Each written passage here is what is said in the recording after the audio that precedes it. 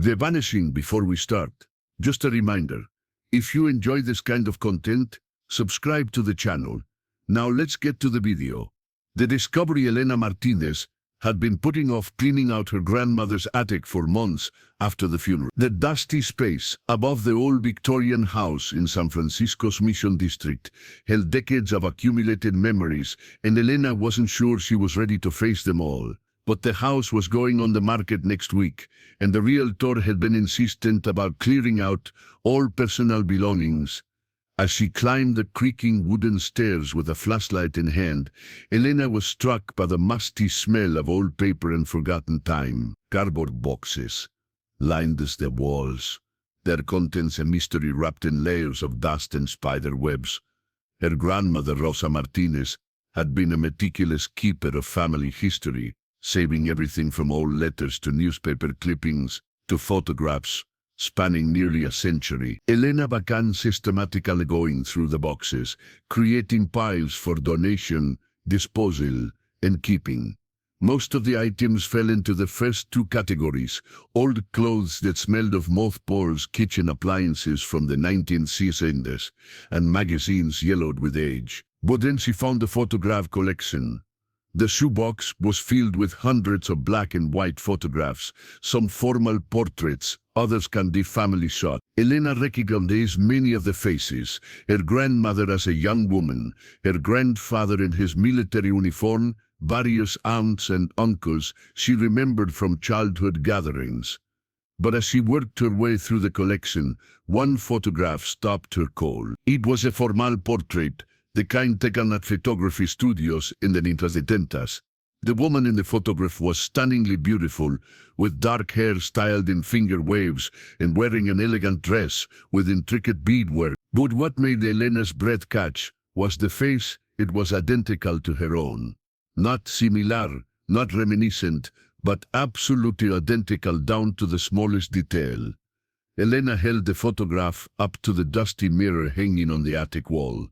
The resemblance was so perfect, it was unsettling. Same eyes, same nose, same mouth, even the same small scar above the left eyebrow that Elena had gotten as a child. It was as if someone had taken a photograph of Elena and somehow transported it back to the... She flipped the photograph over and found an inscription in faded ink. Maria Santos, before the crossing. Elena's hands trembled as she stared at the writing. She had never heard of Maria Santos, and the phrase "before the crossing" was mysterious. But the date, 1937, sent a chill down her spine. According to family stories, that was the year her great-grandmother had disappeared without a trace, leaving behind Elena's grandfather as a young boy. Elena had always assumed those stories were exaggerated, the kind of family legends that grew more dramatic with each telling. But now, holding this photograph, she began to wonder if there was more truth to them than she had ever imagined. She spent the next hour searching through the remaining boxes, looking for any other references to Maria Santos. She found a few more photographs that appeared to show the same woman, but they were all from the same time period. But in the very last box, tucked beneath a stack of old immigration documents, Elena found something that made her heart race. It was a newspaper clipping from the San Francisco Chronicle, dated October. The headline read, "Local woman vanishes without trace. Police baffled by mysterious disappearance." The article was brief but chilling.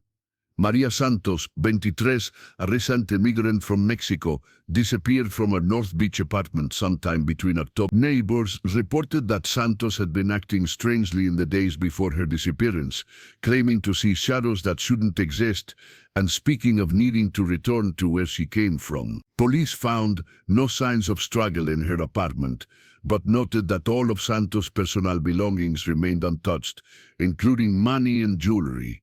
Santos leaves behind a young son, Roberto, who is currently being cared for by relatives. Anyone with information about Santos' whereabouts is asked to contact the San Francisco Police Department. Elena read the article 3 times, her mind racing.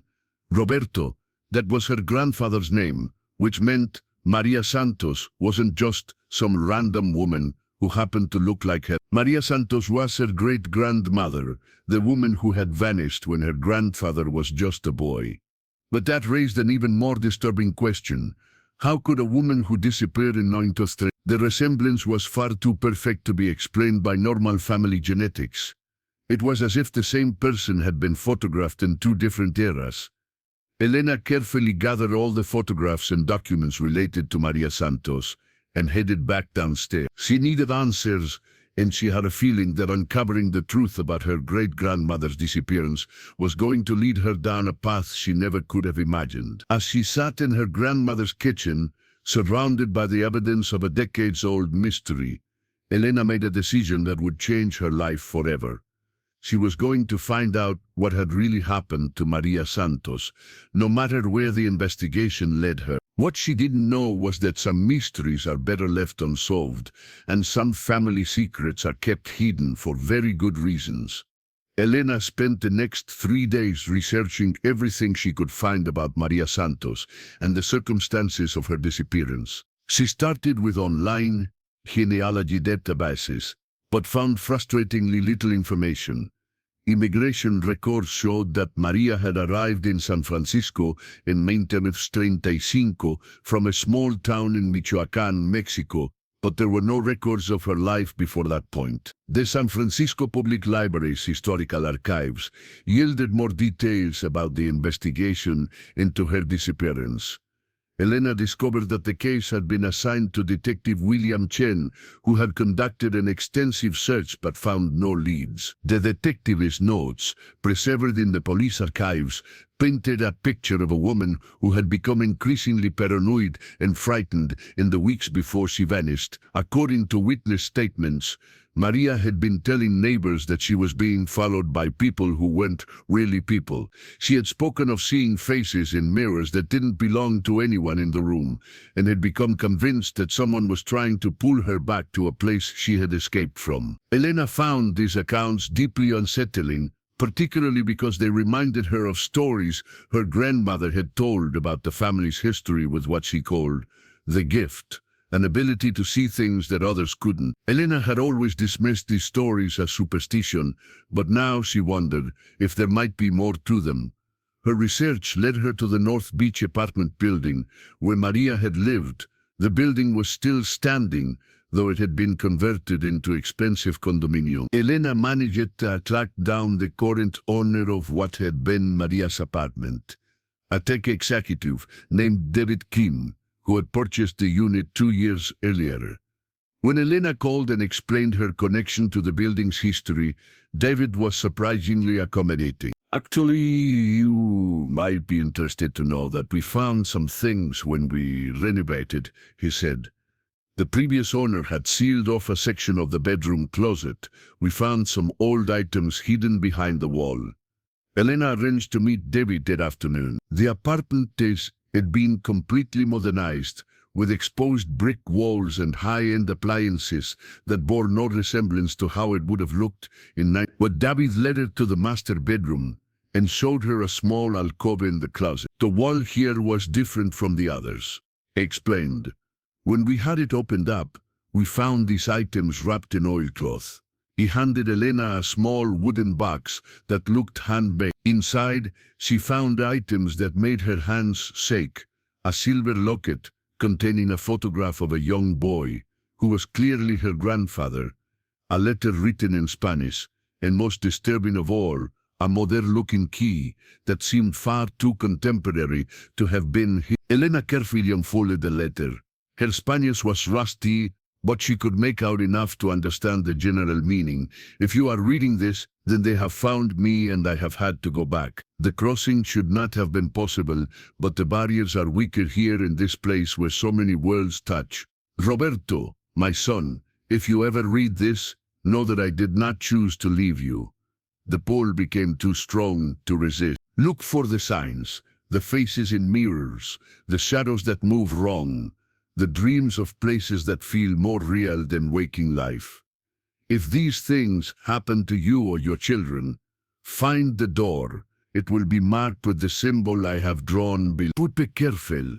Once you cross, you may not be able to return.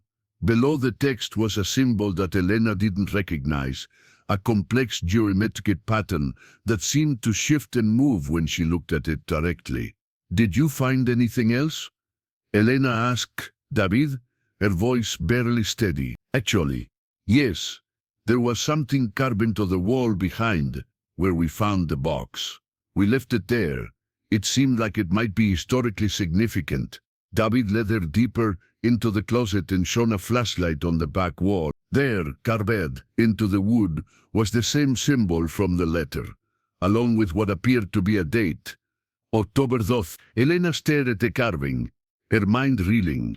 October 12th was the last day anyone had seen Maria Santos alive. But the implications of the letter were even more disturbing. It suggested that Maria hadn't simply disappeared. She had somehow returned to another place, another world, through some kind of supernatural crossing. "Kim," Elena said slowly, "have you or your partner noticed anything unusual about this apartment? Anything that might seem strange?" Devi's expression grew uncomfortable. "Well, there have been a few odd things. Sometimes we hear footsteps in the hallway when no one else is home. And my partner swears he's seen a woman in the mirror who isn't me. But old buildings have their quirks, you know?" Elena nodded, but she was beginning to suspect that what David was experiencing had nothing to do with the age of the building. She thanked him for his time and left with the box and its contents, her mind racing with possibilities that challenged everything she thought she knew about reality. That evening, Elena sat in her own apartment staring at the photograph of Maria Santos and the letter she had left behind. The resemblance between them was impossible to ignore, and the letter suggested that whatever had happened to Maria might be connected to some kind of family trait, the gift her grandmother had spoken of. Elena had always been sensitive to things others couldn't see. As a child, she had often seen people in mirrors who weren't in the room, and she had vivid dreams of places that felt more real than her waking life. But she had learned to dismiss these experiences as imagination or tricks of the light. Now she wondered if they were something else entirely. As she prepared for bed, Elena caught sight of her reflection in the bathroom mirror. For just a moment, she could have sworn she saw Maria Santos looking back at her, wearing the same expression of fear and determination. Elena was beginning to realize that her investigation into her great-grandmother's disappearance was about to become much more personal and much more dangerous than she had ever imagined. Elena's sleep that night was filled with vivid dreams that felt more like memories than imagination. She found herself walking through streets that looked like Nintios de Stenta San Francisco, but with subtle differences, buildings that didn't quite match the architecture she knew, shadows that fell in impossible directions, and people whose faces seemed to shift when she wasn't looking directly at them. In the dream, she was Maria Santos, wearing the same beaded dress from the photograph. She was running through foggy streets, pursued by figures she couldn't quite see but could feel, closing in behind her. The fear was overwhelming, a primal terror that seemed to come from the very core of her being. Elena woke with a gasp, her heart pounding and her sheets soaked with sweat. But what disturbed her most was that she could still smell the fog from the dream, still feel the weight of the beaded dress against her skin.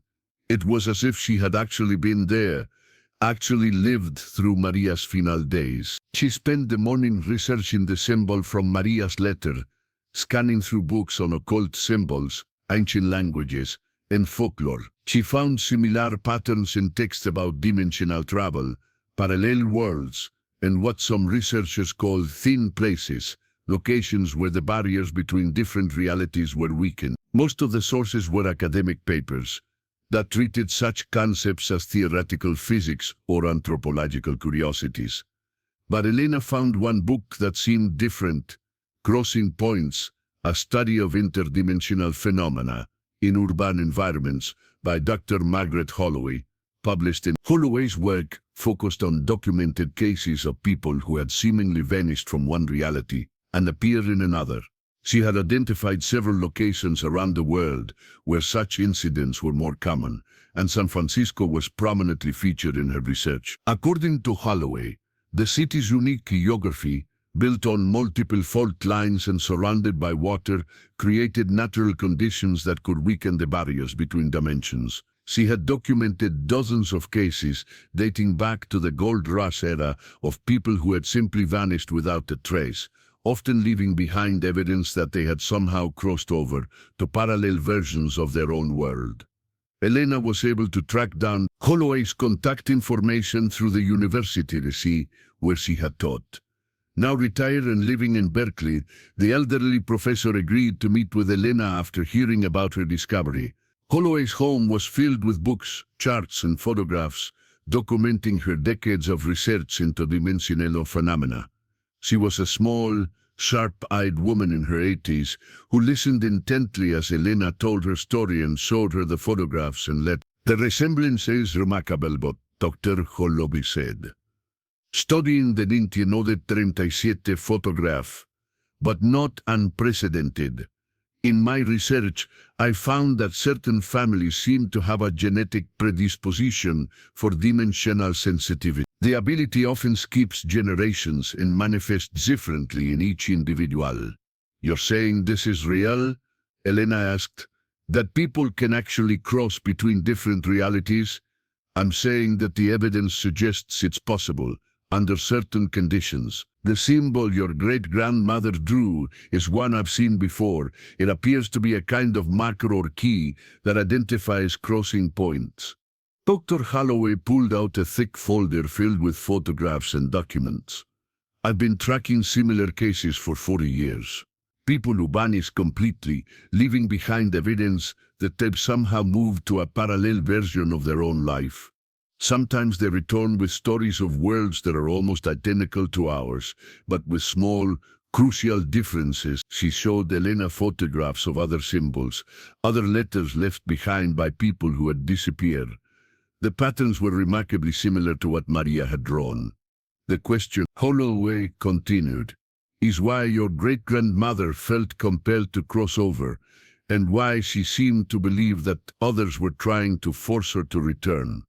Elena thought about the newspaper accounts of Maria's increasing paranoia and fear. She told people she was being followed by people who weren't really people. What could that mean? In my research, I found references to what some call dimensional enforcement entities that exist between realities and work to maintain the barriers. If someone crosses over without permission, or if their presence in the wrong reality begins to cause instability, these entities might try to correct the situation. The implication sent a chill through Elena. Are you saying that Maria was originally from another reality, that she had crossed over before? Is possible. The letter mentions that crossing should not have been possible, which suggests she had done it before, and her fear of being pulled back indicates that her presence in this reality was somehow problematic. Holloway leaned forward, her expression serious. Elena, I need to ask you something important. Have you been experiencing any unusual phenomena since you found these items? Dreams that feel like memories? Visions of places that don't quite match your reality? The sensation of being watched or followed? Elena's blood ran cold. Yes, all of those things. The dreams started the night I found the letter. Then I'm afraid you may have inherited more than just your great-grandmother's appearance. Dimensional sensitivity often manifests when someone is exposed to artifacts from a crossing. You may be developing the same abilities that Maria had. Elena felt the world shifting around her, as if the very foundations of reality were becoming unstable. What does that mean for me? Am I in danger? Dr. Holloway's expression was grave. That depends on what Maria was running from, and whether it's still looking for her. If she crossed over to escape something in her original reality, and if that something has been searching for her all these years. She didn't need to finish the sentence. Elena understood the implication perfectly. If Maria Santos had been hiding in this reality for decades, and if Elena was somehow connected to her through their shared genetics and appearance, then whatever had been hunting Maria might now be hunting Elena as well. As Elena left Holloway's house that afternoon, She couldn't shake the feeling that she was being watched. Every shadow seemed to move independently. Every reflection in store windows showed faces that didn't belong to the people on the street. She was beginning to understand why Maria Santos had been so frightened in the days before her disappearance, and she was starting to fear that she was about to follow in her great-grandmother's footsteps, whether she wanted to or not. I want to know how far this message is reaching. Comment below and tell me which city or country you're watching from. Over the next week, Elena's life began to unravel in ways that were both subtle and terrifying. It started with small things, glimpses of people in her peripheral vision, who went there when she turned to look, the sensation of being followed even when the street behind her was empty, and dreams that were becoming increasingly vivid and realistic. But then the phenomena escalated. Elena began seeing the same faces repeatedly in different locations around the city.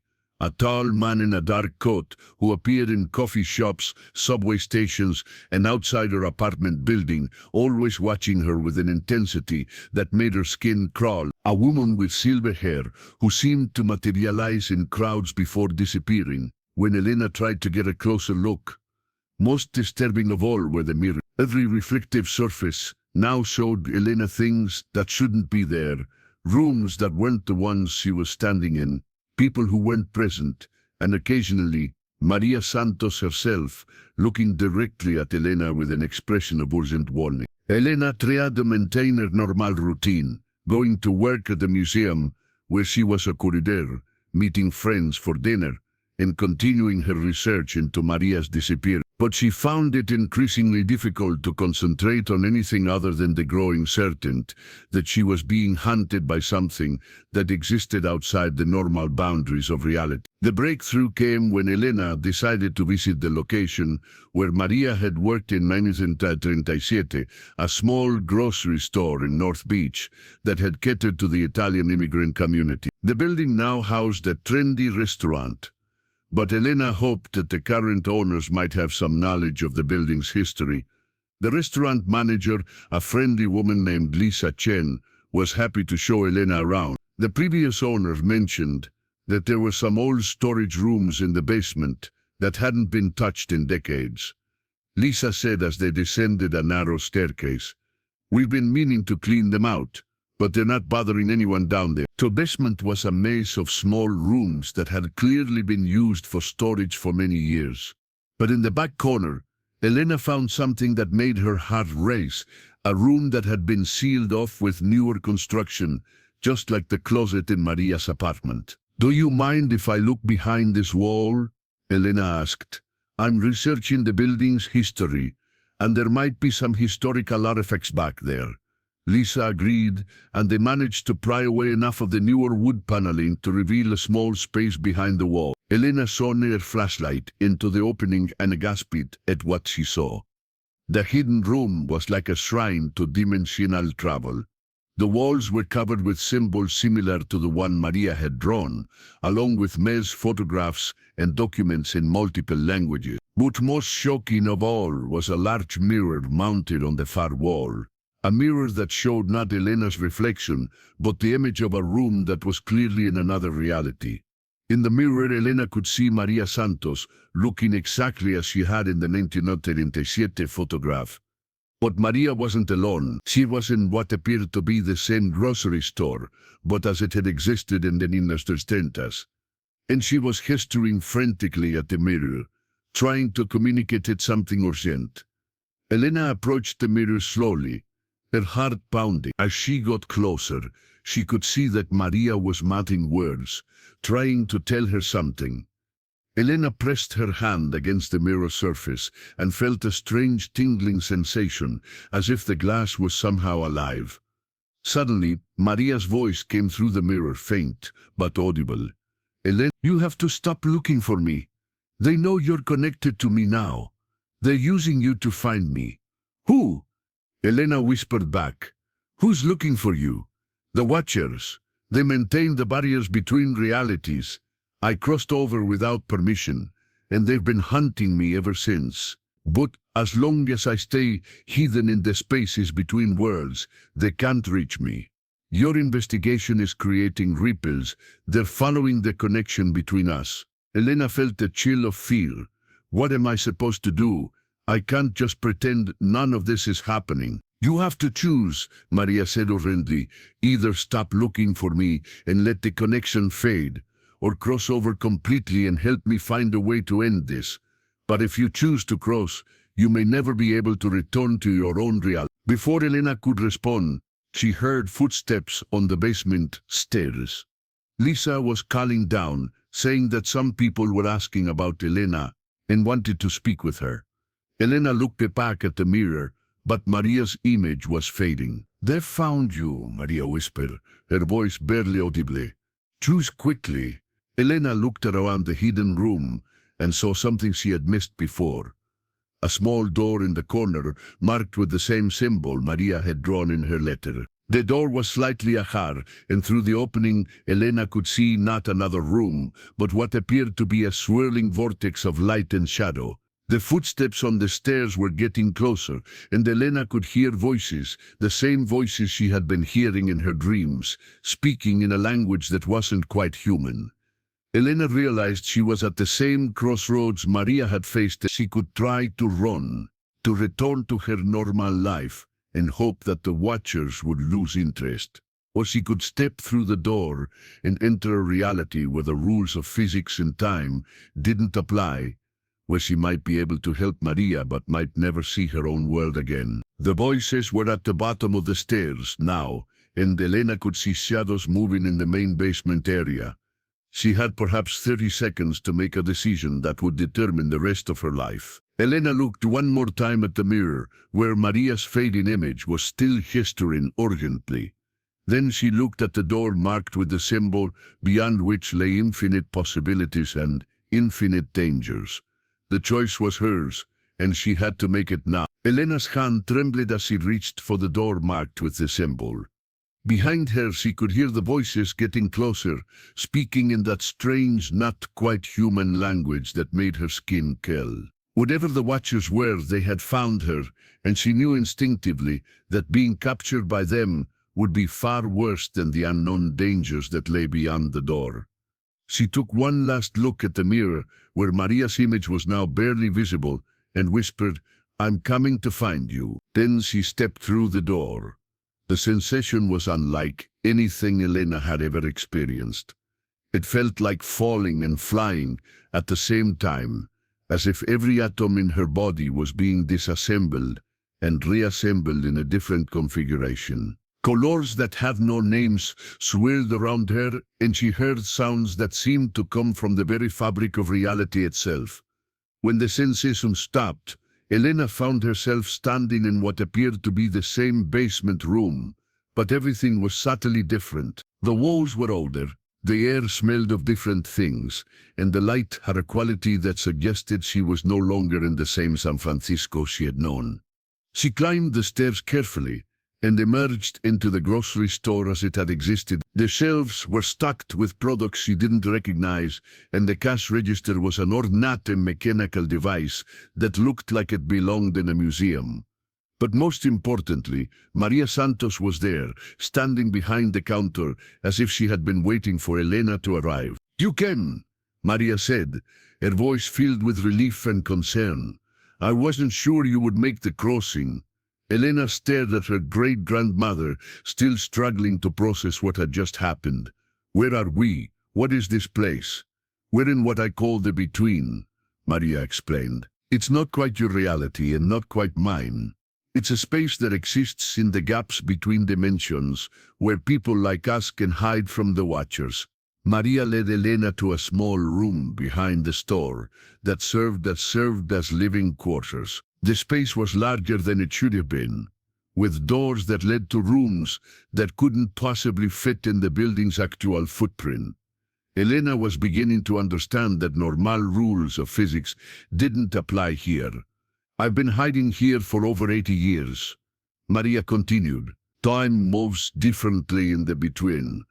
But slowly, and I've been learning about the nature of reality, about the watchers, and about why our family has this ability." Elena sat down heavily in a chair, that felt solid despite the surreal nature of her surroundings. Tell me everything. You need to understand what's happening to me. Maria poured 2 cups of coffee from a pot that never seemed to empty and began her story. I wasn't originally from your reality, she said. I was born in a world very similar to yours, but one where certain historical events unfolded differently. In my original world, I had a gift, the ability to see through the barriers between dimensions. But I also had enemies. She showed Elena a photograph of a man with cold, calculating eyes. His name was Victor Castellanos, and he was what you might call a dimensional conquistador. He had learned to travel between realities, and he was building an empire across multiple worlds. He wanted to use my abilities to help him map and conquer new dimensions. Elena felt a chill of recognition. And you refused? I tried to refuse, but Victor had ways of compelling cooperation. He threatened my family, my friends, everyone I cared about. So I ran. I found a way to cross over to your reality, where I thought I could hide and build a new life. Maria's expression grew dark, but crossing over without permission attracted the attention of the watchers. They are entities that exist outside normal reality, and their job is to maintain the barriers between dimensions. They saw me as a threat to the stability of the multiverse. So they've been hunting you all this time? Yes. But they couldn't find me as long as I stayed hidden in the between. The problem is that when you start investigating my disappearance, you created a connection between us that they could track. They've been using that connection to try to find me. Elena felt a wave of guilt. I'm sorry, I didn't know. Don't apologize, Maria said firmly. You couldn't have known. And besides, this confrontation was inevitable. Witches have been growing stronger, and Victor Castellanos has been expanding his operations across multiple realities. Eventually, they would have found me anyway. Elena looked around the impossible room, trying to process everything she was learning. So what do we do now? How do we stop them? Maria smiled for the first time since Elena had arrived. That's why I'm glad you came. I've been working on a solution for decades, but I needed someone with the same abilities to help me implement it.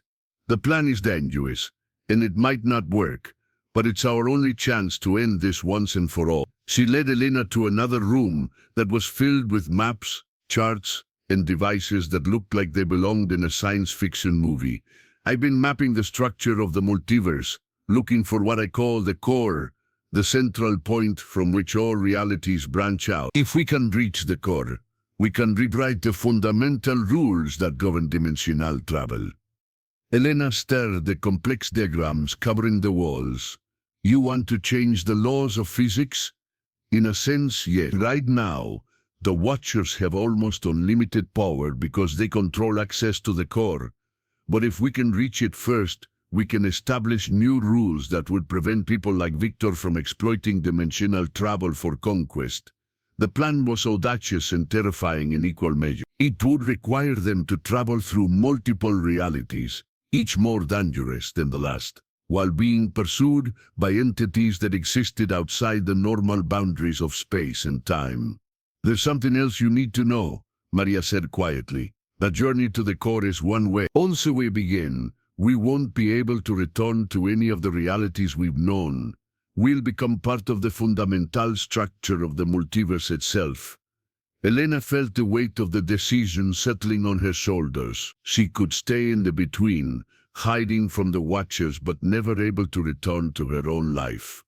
Or she could join Maria on a quest that might save countless realities but would cost them their own existence as they knew it. As she considered options, Elena heard a sound that made her blood run cold. The same not quite human voices she had heard in the basement. The Watchers had found the between, and they were coming. They've tracked us here, Maria said, her face pale with fear. We're out of time. You have to decide now, hide here and hope they don't find us, or begin the journey to the core and try to end this forever. Elena looked at her great-grandmother, seeing in her face the same determination that had driven her to cross between realities in the first place. The voices were getting closer, and Elena could feel the fabric of the beating beginning to destabilize as the watchers forced their way in. The choice was clear, even if the consequences were terrifying. "Let's go to the core," Elena said. "Let's finish this." Maria moved with practiced efficiency, gathering supplies and equipment that Elena couldn't identify but assumed were necessary for interdimensional travel. The voices of the watchers were getting closer, and Elena could see the walls of the between beginning to shimmer and distort as their reality was invaded. "The journey to the core requires us to pass through 7 distinct dimensional layers," Maria explained as she packed strange devices into a bag that seemed to hold far more than its size should allow. "Each layer will test us in different ways, and the dangers increase as we get closer to the center of the multiverse." Elena watched in fascination as Maria activated what appeared to be a compass made of crystalline material that glowed with its own inner light. "This will guide us through the layers, but we have to be careful. The Watchers will be pursuing us, and Victor Castellanos will have sensed the disturbance by now. He'll be mobilizing his forces to stop us." The sound of reality tearing filled the air as the Watchers finally broke through into the between. Elena caught a glimpse of them through the distortion, tall, angular figures that seemed to be made of living shadow, with eyes that burned like cold stars, and moved in ways that hurt to watch, as if they existed in more dimensions than human perception could process. "Now," Maria shouted, activating a device that opened a swirling portal in the air. The first layer, the realm of echoes. Elena and Maria leapt through the portal just as the Watchers reached their location. The sensation of crossing was different this time, less disorienting but more purposeful, as if they were following a specific path rather than randomly jumping between realities. They emerged in what appeared to be a vast library, but one where the books contained not words but living memories. Elena could see scenes from countless lives playing out on the pages, births, deaths, loves, losses, all the moments that defined existence across multiple realities. "The realm of Icarius contains the memories of everyone who has ever lived in any dimension," Maria explained as they moved quickly through the towering shelves. "It's beautiful but dangerous. If you focus too long on any one memory, you can become lost in it forever." Elena tried not to look too closely at the books as they passed, but she couldn't help catching glimpses of familiar faces, her grandmother as a young woman, her grandfather in his military uniform, and disturbingly herself in situations she had never experienced, but that felt hauntingly familiar. "Are those other versions of me?" she asked. "Yes. Every choice you've ever made has created a new reality where you made a different choice. All of those versions exist here in the echoes." They reached the center of the library, where another portal waited. But as Maria began to activate it, the air around them suddenly grew cold. The Watchers had followed them into the first layer. "They're faster than I expected," Maria muttered, working frantically with the portal device. "We need to move to the second layer, the maze of possibilities." The portal opened just as the Watchers materialized among the bookshelves. Elena and Maria dove through the opening, but not before Elena saw one of the shadow beings reach out with an appendage that seemed to exist in several dimensions at once. The second layer was exactly what its name suggested, an infinite maze where every path led to a different possible future. The walls were made of a material that showed glimpses of what might happen if certain choices were made, and Elena found herself staring at visions of futures, both wonderful and terrifying. "Don't look at the walls too closely," Maria warned. "The maze shows you what you want to see, and it can trap you in a future that will never come to pass." They moved through the maze, guided by Maria's crystalline compass, but Elena could feel the weight of infinite possibilities pressing down on her. Every turn offered glimpses of lives she might live, choices she might make, and consequences she might face. Behind them she could hear the Watchers navigating the maze with inhuman efficiency. They weren't distracted by the visions of possibility. They had a single purpose, and nothing would deter them from it. The third layer is just ahead, Maria said, breathing heavily from the exertion of interdimensional travel. The Garden of Origins where all realities began. As they approached the next portal, Elena caught a glimpse of one of the wall visions that made her stop in her tracks. It showed her back in her own reality, living a normal life, never having discovered the truth about Maria Santos. She was married to someone she didn't recognize, with children who looked like her, but had never been born. Elena, Maria's voice snapped her back to reality. Don't look. That's not your future. It's a trap. Elena tore her gaze away from the vision just as one of the watchers rounded the corner behind them. The shadow being moved with impossible speed, reaching out with appendages that seemed to bend space itself. They leaped through the portal to the third layer just as the watcher's touch grazed Elena's shoulder. She felt a cold that went deeper than physical sensation, a cold that touched her very soul and left her feeling as if part of her essence had been drained away. The Garden of Origins was unlike anything Elena had ever imagined. It was a place where the fundamental forces of creation were visible as living entities, swirling patterns of light and energy that danced through a landscape that was constantly reshaping itself. Here, she could see the birth of stars, the formation of galaxies, and the moment when the first consciousness sparked into existence. This is where it all began, Maria said, her voice filled with awe, despite the urgency of their situation. Every reality, every possibility, every choice that has ever been made, it all started here. But even in this place of ultimate creation, the watchers were still pursuing them. Elena could see them emerging from the portal, their shadow forms standing out starkly against the brilliant light of the garden. 4 more layers, Maria said, checking her compass. But each one will be more dangerous than the last. Are you ready? Elena looked back at the watchers, then forward at the next portal that would take them deeper into the heart of the multiverse.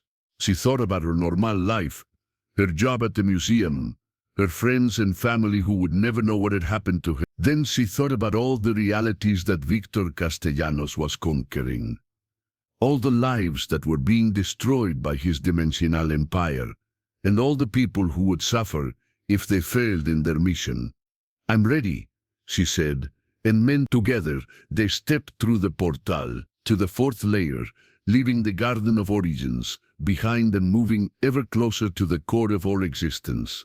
The 4th layer, known as the Crucible of Souls, was a place where the boundary between life and death became meaningless. Elena and Maria found themselves walking through a landscape populated by the spirits of everyone who had ever died across all realities.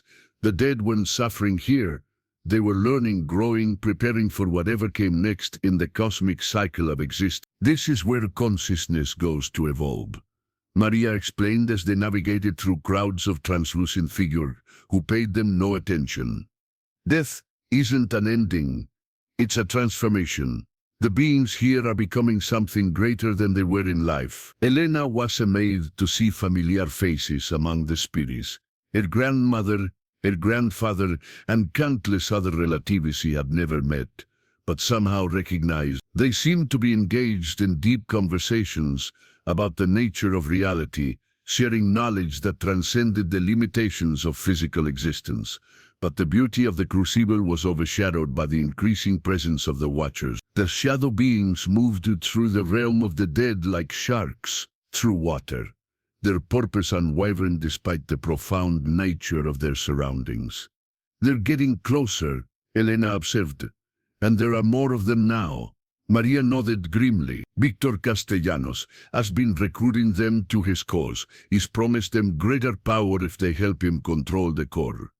They reached the portal to the 5th layer just as the watchers closed in around them. But as Elena and Maria prepared to leap through, one of the spirits stepped forward. Elena's grandmother Rosa, Mija, Rosa said, her voice carrying the wisdom of the afterlife. You don't have to do this alone. Suddenly, dozens of spirits surrounded Elena and Maria, forming a protective barrier against the watchers. The shadow beings recoiled from the touch of the evolved souls, unable to penetrate their combined spiritual energy. "Go," Rosa said. "We'll hold them here as long as we can. But remember, at the core, you'll face a choice that will determine not just your fate, but the fate of all existence." Elena felt tears streaming down her face as she and Maria leaped through the portal to the fifth layer. Behind them, she could see her grandmother and the other spirits engaging the Watchers in a battle that transcended physical reality. The fifth layer was called the Forge of Time, and it was here that Elena began to understand the true scope of what they were attempting. This was where the flow of time itself was created and maintained, where past, present, and future existed simultaneously as raw materials to be shaped by conscious will. Time isn't linear, Maria explained as they moved through a landscape where events from across history played out simultaneously. It's a tool, like space or matter. At the core, we'll be able to reshape the fundamental rules that govern how time flows through the multiverse. Elena watched in awe as she saw the same events playing out in countless different ways. Wars that ended differently, loves that were never lost, discoveries that changed the course of civilization. Every possibility existed here, waiting to be selected and made real. But their wonder was interrupted by the reveal of something far worse than the Watchers. Victor Castellanos himself stepped through a portal, accompanied by an army of beings from across multiple realities, all of them serving his vision of dimensional conquest. Victor was not what Elena had expected. He appeared to be a normal human being, middle-aged and unremarkable except for his eyes, which held the cold calculation of someone who had seen too much and cared too little. "Maria Santos," he said, his voice carrying across the Forge of Time with unnatural clarity. "You've led me quite a chase across the decades, but it ends here." "Victor," Maria replied, her voice steady despite the overwhelming odds they faced. "You still don't understand what you're trying to control. The core isn't meant to be ruled by any one being." Victor laughed, a sound that seemed to distort the flow of time around them. "The core is power, Maria. Ultimate power over the structure of reality itself. With it, I can create a perfect multiverse, one where chaos and suffering are eliminated, where every reality serves a greater purpose." "Your purpose," Elena said, stepping forward. "You want to be the god of the infinite worlds."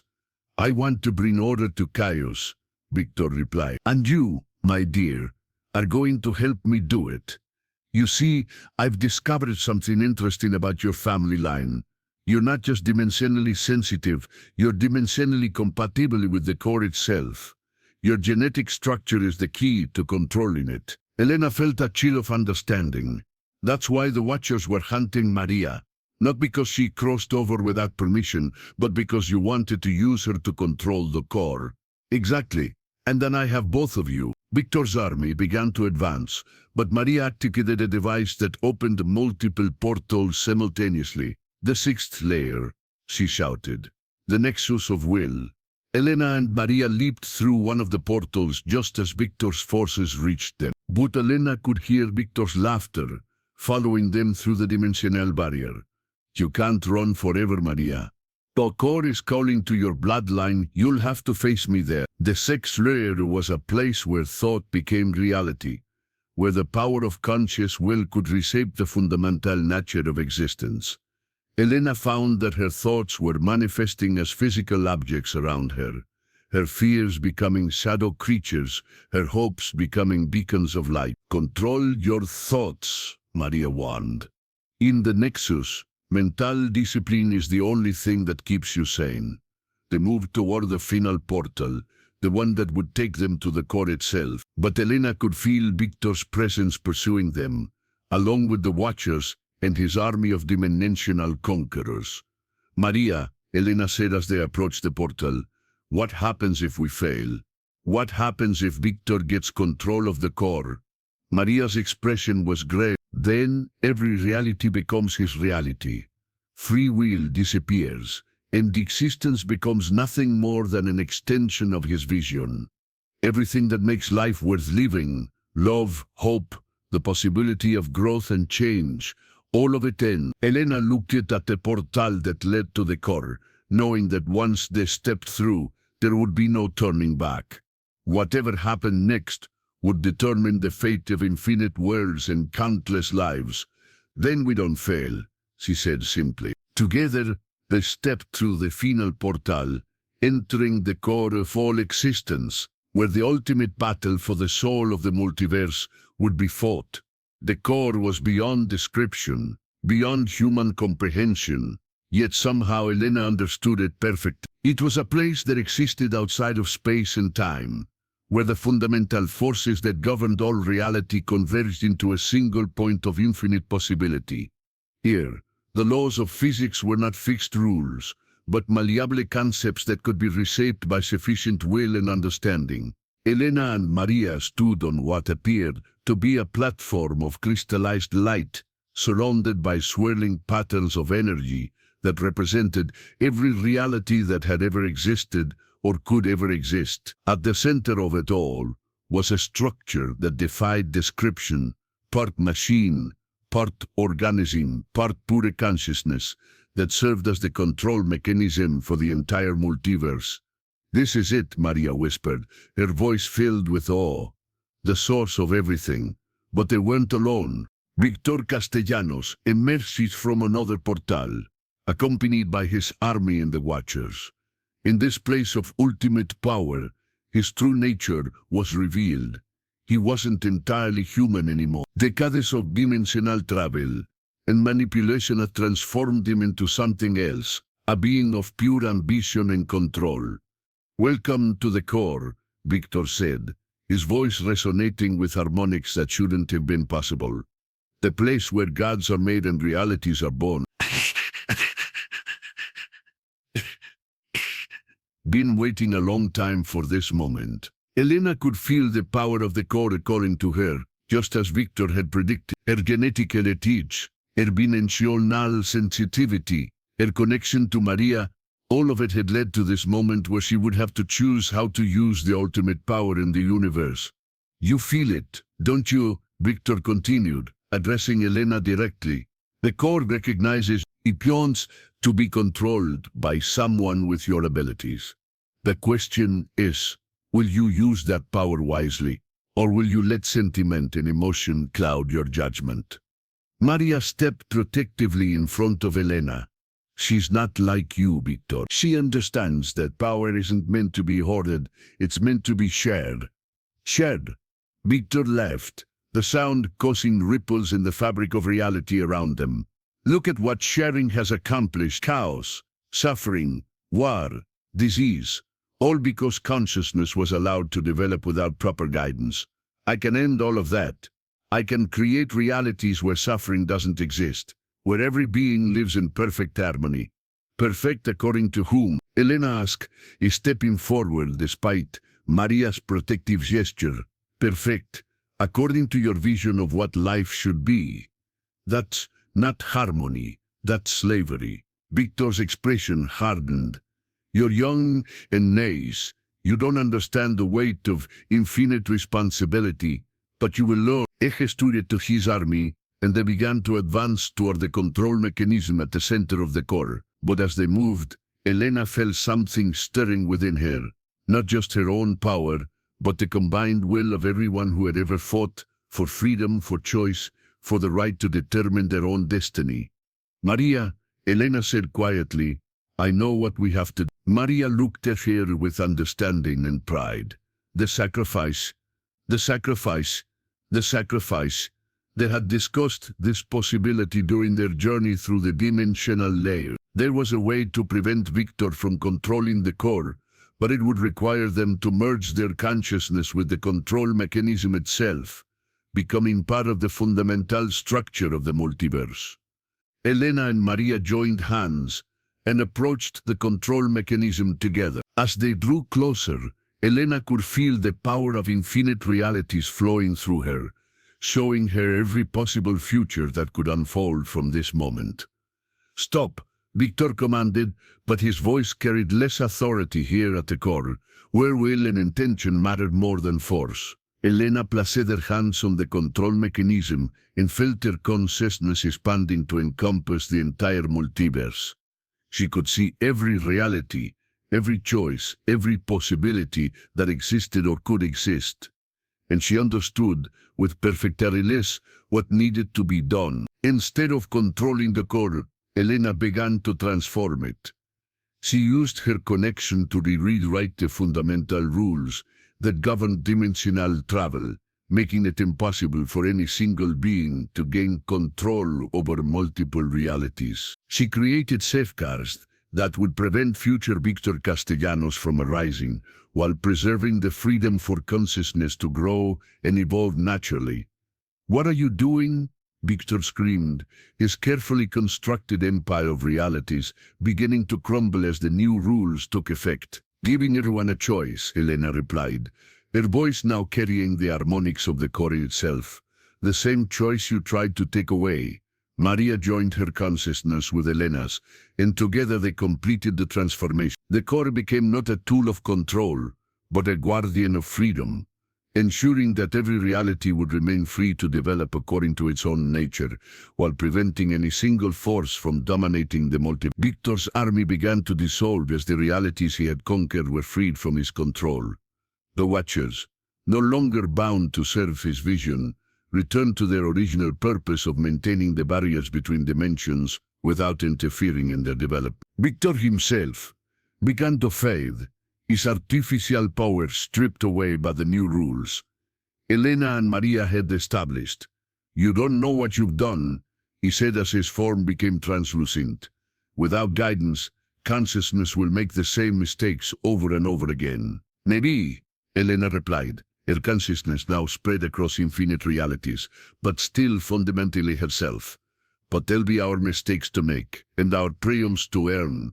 As Victor disappeared, Elena felt her individual consciousness beginning to merge completely with the core. She was becoming something greater than human, but she was also losing her individual identity. It was a fair trade, her personal existence in exchange for the freedom of infinite realities. But then she felt Maria's presence beside her, sharing the burden and the transformation. They wouldn't face this change alone. "Thank you," Elena said to her great-grandmother, as their consciousness merged with the fundamental structure of the multiverse. "Thank you," Maria replied, "for giving me the chance to finally come home." Together, they became part of the core itself, eternal guardians of the freedom to choose, to grow, to love, and to become whatever consciousness could imagine. Across infinite realities, beings would live their lives never knowing that two women, from San Francisco, had sacrificed their individual existence to preserve the right of all consciousness to determine its own destiny. In one particular reality, in a small apartment in San Francisco, a woman named Elena Martinez woke from a vivid dream about her great-grandmother. She couldn't remember the details, but she felt a profound sense of peace and purpose. Outside her window, the city was waking up to another day of infinite possibilities, each choice creating new realities, each decision opening new paths into the future. And somewhere in the space between dimensions, two guardians watched over it all, ensuring that the freedom to choose would never again be threatened by those who would impose their will on the infinite diversity of existence. The photograph of Maria Santos still sat in Elena's apartment, but now it seemed to glow with a warm light that spoke of mystery solved and sacrifices made for the greater good. The vanishing of 1937 had finally been explained, and the price of that explanation had been paid in full. The multiverse was safe, and consciousness was free to grow, to love, and to choose its own destiny among the infinite stars.